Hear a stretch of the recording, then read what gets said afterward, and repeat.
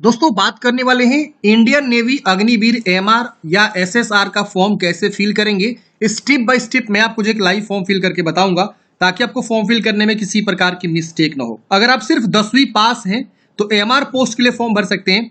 अगर आप 12वीं उत्तीर्ण है साइंस विषय के साथ जिसमें आपका फिजिक्स केमिस्ट्री मैथ जैसे विषय है तो आप एसएसआर के लिए एलिजिबल है, फॉर्म को अप्लाई कर सकते हैं। यहाँ देखिए लिखा हुआ है कि भौतिक के साथ आपका जो है होना चाहिए गणित और भौतिक विषय, तो आप एलिजिबल रहेंगे। या अगर कोई डिप्लोमा कर रखा हुआ है mechanical, electrical, automobiles, computer science, instrumentation technology, IT से, तो भी फॉर्म को भर सकता है एसएसआर पद के लिए। तो चलिए समझते हैं कैसे आपको फॉर्म को भरना है। स्टेप बाय स्टेप एक लाइव फॉर्म फिल करके बताएंगे। मैंने ऑलरेडी जो है इन दोनों पोस्ट के ऊपर डिटेल में नोटिफिकेशन डिस्कस कर रखा है। Selection process, age limit, qualification, salary, सब चीज मैंने बता रखा है। नहीं देखे वीडियो तो देख लीजिएगा। अब देखिए यहाँ पे आप आएंगे ना तो यही पोर्टल है जहां से आप दोनों पद के लिए अप्लाई करेंगे, एमआर के लिए भी, एसएसआर के लिए भी। आपको पहले यहाँ रजिस्टर का ऑप्शन मिलेगा, लॉगिन का ऑप्शन मिलेगा। तो पहले आप रजिस्टर वाले ऑप्शन पे क्लिक करेंगे। देखिए मैंने आपको ना लिंक डिस्क्रिप्शन बॉक्स में प्रोवाइड कर दिया है, सभी चीजों को आप चेक कर सकते हैं।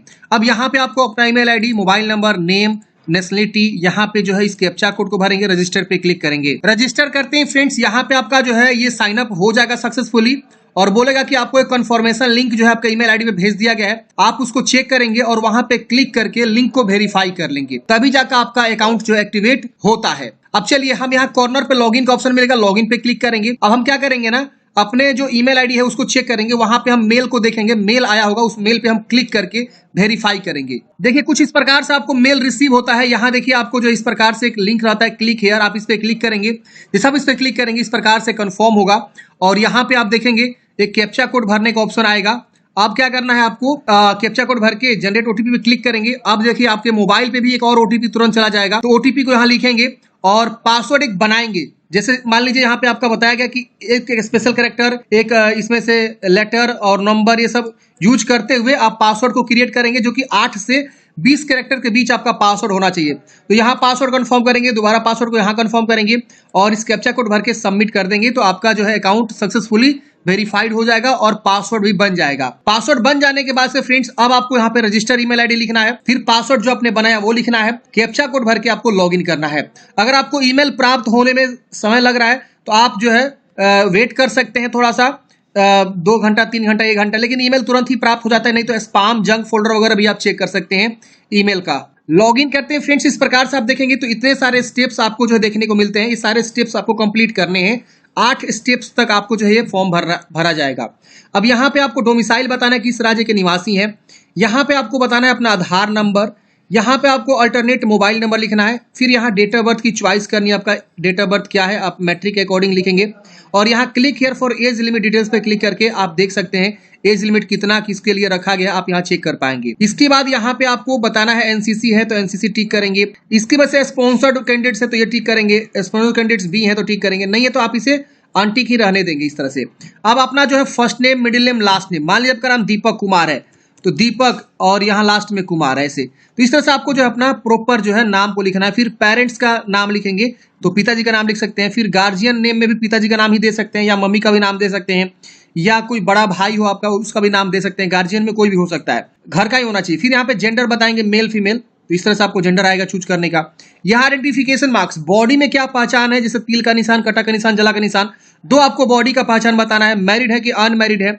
यहाँ आपको फोटोग्राफ चूज करना है। फोटोग्राफ 100 के भी से कम होना चाहिए, लेकिन फोटोग्राफ का एक स्पेशल गाइडलाइंस है। स्लेट पकड़ के आपको फोटोग्राफ यहाँ पे आपको मतलब लगाना है। देखिए यहाँ पे लिखा हुआ है फोटोग्राफ का जो गाइडलाइंस है, आप यहाँ पे पढ़ेंगे तो आपको इसमें जानकारी दिया गया है। ये फोटोग्राफ जो है आपको ना ब्लैक स्लेट पकड़ना है और उस ब्लैक स्लेट के ऊपर व्हाइट चौक से कैपिटल लेटर में आपका नाम लिखा होना चाहिए और कब आपने फोटो खिंचवाया है उसका जो है डेट मेंशन होना चाहिए उस स्लेट पे। तो आपको ब्लैक स्लेट पकड़े हुए ही फोटोग्राफ यहाँ पे आपको लगानी है चेस्ट के ऊपर। अब यहाँ पे आपको सिग्नेचर जो है क्या करना है, लगाना है। यहाँ पे एक डोमिसाइल प्रूफ यानी निवास का प्रमाण पत्र आपको लगाना है। 300 KB से कम होना चाहिए और जेपीजी पीएनजी ही फाइल यहाँ पे अपलोड करना है सभी को। तो ये डॉक्यूमेंट्स आप अपलोड करेंगे। फोटोग्राफ का इंस्ट्रक्शन जैसे मैंने बताया उसी तरह से आपको यहाँ पे लगाना है। आप यहाँ पे इमेज भी देख पा रहे होंगे। चलिए इसे करते हैं save and proceed. Save and next करते हैं फ्रेंड्स। अगले स्टेप में यहाँ पे आपसे एडिशनल इन्फॉर्मेशन पूछेगा। यहाँ पे आपको अपडेट योर क्वालिफिकेशन स्टेटस पूछेगा। 10th क्वालिफिकेशन पूछ रहा है कि आप कंप्लीट कर चुके हैं, करंटली कहीं परसुइंग है, तो आप कंप्लीट कर चुके हैं तो कंप्लीटेड लिखेंगे। फिर यहाँ पे आपको ट्वेल्थ के बारे में पूछेगा कि अभी आप करेंटली कहीं परसुइंग हैं तो आप ये चूज कर सकते हैं, फिर आपको डिक्लेयर करना होगा, उसके अकॉर्डिंग जानकारी भरना होगा। अगर आप ट्वेल्थ नहीं पास हैं तो आप नॉट अप्लीकेबल चूज कर सकते हैं, या कंप्लीट हो चुका है तो कंप्लीट चूज करेंगे। अब देखिए यहाँ पे जो आप जानकारी देंगे ना उसके अकॉर्डिंग ही आगे चल के आपको यहाँ पे फॉर्म अप्लाई करने का ऑप्शन आएगा, क्योंकि यहाँ पे दो पोस्ट है, एक है नेवी एमआर और एक है एसएसआर। अगर आप यहाँ पे सिर्फ 10th तक ही जानकारी देते हैं और 12th नॉट अप्लीकेबल कर देते हैं तो आप एसएसआर के लिए एलिजिबल नहीं होंगे, क्योंकि आप एसएसआर के लिए यहाँ पे आपने बात किया ही नहीं। समझ रहे हैं ना? तो आपका जो भी प्रेजेंटली क्वालिफिकेशन है उसके अकॉर्डिंग आप जानकारी को भरिए। अगर आप चाह रहे हैं नहीं मैं 12th पास हूं लेकिन मुझे एसएसआर का अप्लाई करना ही नहीं है, सिर्फ मैं चाह रहा हूं कि एमआर कहीं अप्लाई करें, तो यहाँ पे नॉट अप्लीकेबल इसको कर दीजिए। और यहाँ पे चाहे आप चाहें तो कंप्लीट भी बता सकते हैं यहाँ पे, और आगे चल के यहाँ पे आपको बताना होगा कि आप एसएसआर के अप्लाई कर रहे हैं कि नहीं कर रहे हैं, तो आप यहाँ यस नो में बता देंगे। देख रहे हैं ना? तो सिर्फ आप एमआर के लिए यहाँ पे यस कर सकते हैं। तो अपने अकॉर्डिंग जो चाहे वो आप यहाँ पे चूज करिए, जिसके लिए अप्लाई करना चाहते हैं उसके लिए अप्लाई करिए और यहाँ पे बताइए। अब यहाँ पूछ रहा है आपने आईटीआई या वोकेशनल कोर्स कर रखा है तो यस करेंगे, वरना यहाँ पे नो करेंगे। आप डिप्लोमा क्वालिफाइड है तो यस करेंगे, डिप्लोमा वाले के लिए ऑप्शन है। अगर कोई बंदा यहाँ पे 12th नहीं पास है, डिप्लोमा किया है, तो ये इसको नॉट अप्लीकेबल करके और यहाँ डिप्लोमा चूज करके यस करके अपनी जानकारी को भरेगा। तो ये डिप्लोमा वाले के लिए ऑप्शन है, वोकेशनल के लिए वाला ऑप्शन है। तो इस तरह के ऑप्शन से आपको देखने को मिलेंगे और आप अपने अकॉर्डिंग सारी जानकारी को यहाँ पे बताएंगे, और यहाँ पे आपको स्ट्रीम वगैरह बताना होगा, नहीं तो नो करेंगे। अब यहाँ नीचे में आप देखेंगे इस प्रकार से जैसे हमने चूज किया। अब यहाँ नीचे में पूछ रहा है कि क्या एसएसआर के लिए अप्लाई करना चाहते हैं, अगर करना चाहते हैं तो यस करिए। फिर पूछ रहा है कि आप स्पॉन्सर कैंडिडेट हैं तो यस नो में बताइए, फिर यहाँ अंडरटेकिंग डिक्लेरेशन करना है। एमआर के लिए अप्लाई करना चाहते हैं तो आप यहाँ यस करेंगे, नहीं करना चाहते तो नो कर सकते हैं। जैसे बहुत सारे लोग ये सोचते हैं कि हम एमआर पोस्ट क्यों लें, क्योंकि हमको यहाँ पे 12th बेस पे भरना है, तो आप चाहे तो एमआर को स्किप भी कर सकते हैं, आप चाहे तो यस भी कर सकते हैं। अब एमआर में 3 तरह का आपको जो है पोस्ट यहाँ पे चूज करना होगा, प्रीफरेंस देना होगा। जैसे कि यहाँ पे देखेंगे सेफ आएगा, स्टेवर्ड, हाइजीनिस्ट आएगा, नो प्रीफरेंस का ऑप्शन आएगा। तो इस तीनों में से आपको एक एक करके चॉइस करना होगा, जिसको चाहे आप नॉट अप्लीकेबल भी कर सकते हैं। अब यहाँ पे स्पॉन्सर के बारे में पूछ रहा है, यस नो बताएंगे। एनसीसी है तो यस करेंगे वरना नो करेंगे। आपको तैरना आता है, तैरना तो यस करेंगे वरना नो करेंगे। अपने अकॉर्डिंग बता के 7 प्रोसीड करेंगे। 7 प्रोसीड करते हैं फ्रेंड्स। अगले स्टेप में आपको लाइव फोटो खींचना है। तो लाइव फोटो में जैसे आप आएंगे यहाँ पे आपको कैमरा अलाउ करने के लिए बोलेगा, आप अलाउ कर दीजिएगा। अलाउ करते ही आपका वेबकैम स्टार्ट हो जाएगा, यहाँ पे आपका फोटो स्टार्ट हो जाता है। अब यहाँ पे आपको नीचे आना है, यहाँ पे आपको ना 4 फोटोग्राफ आपको क्लिक करना है। यहाँ से आपको ना कैमरा ऑन करना है और आपको बार बार कैप्चर करके यहाँ पे 4 फोटोग्राफ लाइव आप खींच लेंगे, और उसके बाद से वैलिडेट एंड सेव वाले ऑप्शन पे क्लिक करके इसको वैलिडेट करेंगे। लाइव फोटो खींचते समय विशेष ध्यान देना है, आपको बैकग्राउंड जो है बिल्कुल जो है साफ होना चाहिए, क्लियर होना चाहिए, साफ सुथरा होना चाहिए। ये नहीं कि आप जो है बैकग्राउंड में कुछ भी ऑब्स्टेकल वगैरह दिख रहा है, और चेहरे पे लाइट अच्छा होना चाहिए ताकि आपका आंख का सब चीज दिखाई दे, फेस वगैरह अच्छे से क्लियर कट दिखाई दे।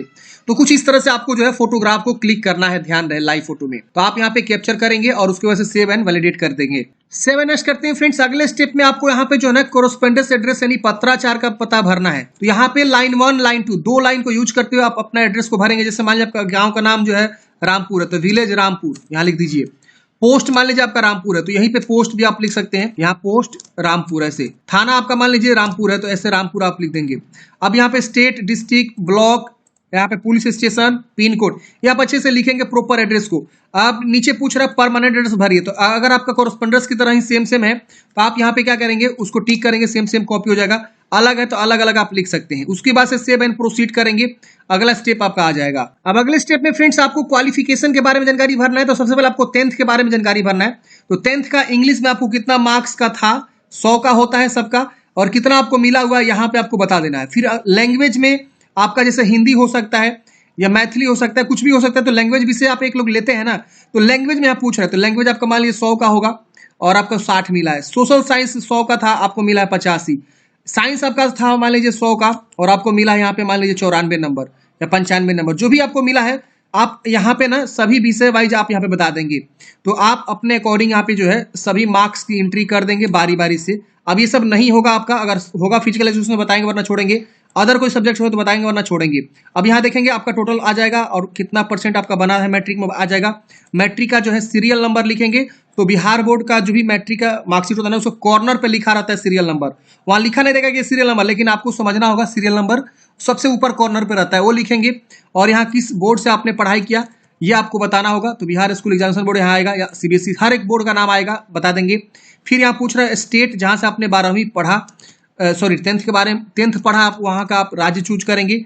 फिर यहाँ पे अगेन आपको चूज करना है कंडक्टेड एग्जाम, इसके बाद से आपका जो है स्कूल का नाम और यहाँ पे 10वीं क्लास का मार्कशीट को आप यहाँ करेंगे, अपलोड करेंगे पीडीएफ में 300 KB से कम यहाँ चूज करके 7 प्रोसीड कर लेंगे। अब अगले स्टेप में 12th क्लास के बारे में जानकारी पूछेगा आपसे, तो यहाँ पे अंग्रेजी में कितना मिला, उसी तरह से जिस तरह से आपने मैट्रिक के बारे में भरा, फिर आपको जो है लैंग्वेज जैसे हिंदी हो सकता है और कोई लैंग्वेज जो आप पढ़े हो तो आप बताएंगे, फिजिक्स में कितना है, केमिस्ट्री में, मैथ में कितना है, बायोलॉजी पढ़े एक्स्ट्रा में है तो बता सकते हैं, वरना से आप छोड़ भी सकते हैं और उस तरह से आपका टोटल यहाँ पे आ जाएगा। तो इस तरह से आप अपने जो है विषय की एंट्री करेंगे, कितना में कितना मार्क्स आपको मिला हुआ है।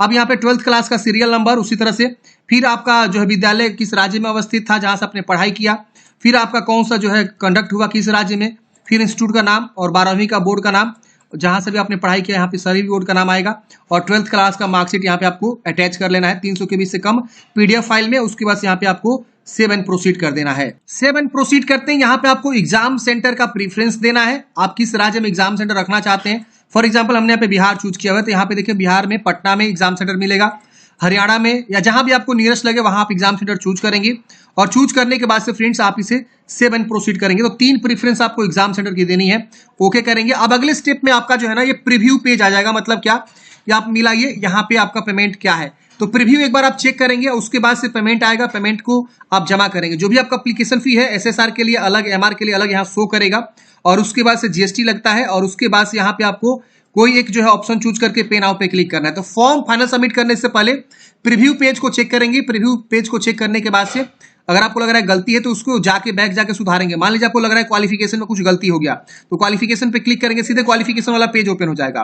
एग्जामिनेशन सिटी गलत आपको डाल दिया है तो इस पे आप आके और उसको सुधार कर सकते हैं। फोटो कैप्चर गलत कर दिए हैं, एडिशनल इन्फॉर्मेशन कुछ भी गलती कर दिए, वहां जाके आप सुधार कर सकते हैं और फिर लास्ट में ही आपको पेमेंट यहाँ पे जमा करना है, तो जो भी आपका एप्लीकेशन फी लग रहा है। तो आशा करता हूँ फ्रेंड्स आपको जानकारी समझ में आया होगा। मैं यहाँ पे एक चूज कर लेता हूँ एसबीआई, पे नाउ पे क्लिक करूंगा, ये देखिए पेमेंट गेटवे हमारा खुल जाएगा और यहाँ पे देखेंगे बहुत सारे ऑप्शन है, कोई भी ऑप्शन को चुनाव करके हम पेमेंट को जमा करेंगे और उसके बाद से फाइनल प्रिंट आउट निकाल के अपने पास हार्ड कॉपी सुरक्षित रख लेंगे। तो इस प्रकार से फ्रेंड्स हमने बात किया इंडियन नेवी, एमआर और एसएसआर के लिए फॉर्म कैसे फिल करेंगे।